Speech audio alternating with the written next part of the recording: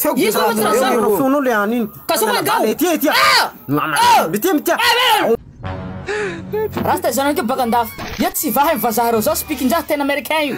Ry Pop Smoke, ry Tupac. Grave zao koa. 10 millions.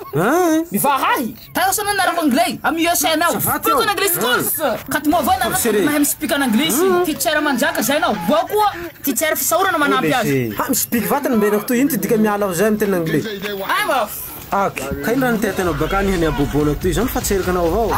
Zao zany habevata. Laha misy manaserinao ato kaiho malaky aho hamonoko azy. Sianao fa zao manao na olo zato isaka na boka hamonoko azy. Ni speak anglais avao tany sofinao. Ko de maty. Technique io renjay bitre paipakindime sy afaky bandy io. Mangalahy zao dimanjato. Grave zao. Ata vao mikatia. Ty tsy no metre. Mbara aldila amirengirengy koa zao ao.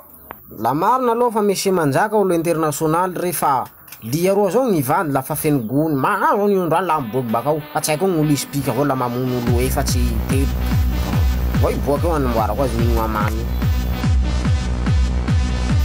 Fai mesy manjaka zao international tsy mamango rasy te avao miaro liny vasa ia io koa olo mavava le andre ia sala mivasa io ny vola io vasa na le hany rasy te mo efatsy zao io manao mi speak English zao fa vlo fatany bena ya zuka io vlo fatany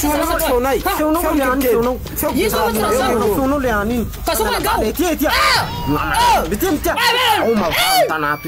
USM zany spoken English course centre de formation langue anglais américain zay hitatsika ao Morondava durée de formation 4 mois avao toko de nouveau CD ia zany bokabaka toko de my speak anglais toko de mivola manaka américaine re zany lafa miala bakao toerana Morondava tsy mahavao be Morima eo ampitany caisse départ anilany mosquée io eo am route nationale iny avao fa mahita drapeau américain no plaque misoratsy USM lehilahy mampianatra manjaka io tsera manjaka izay miboaka amin'ny école internationale manampy azy ao koa fisorana tsy hitako ane fa misy roanjato zay mpianatsy miboaka baka amin'ny USM ao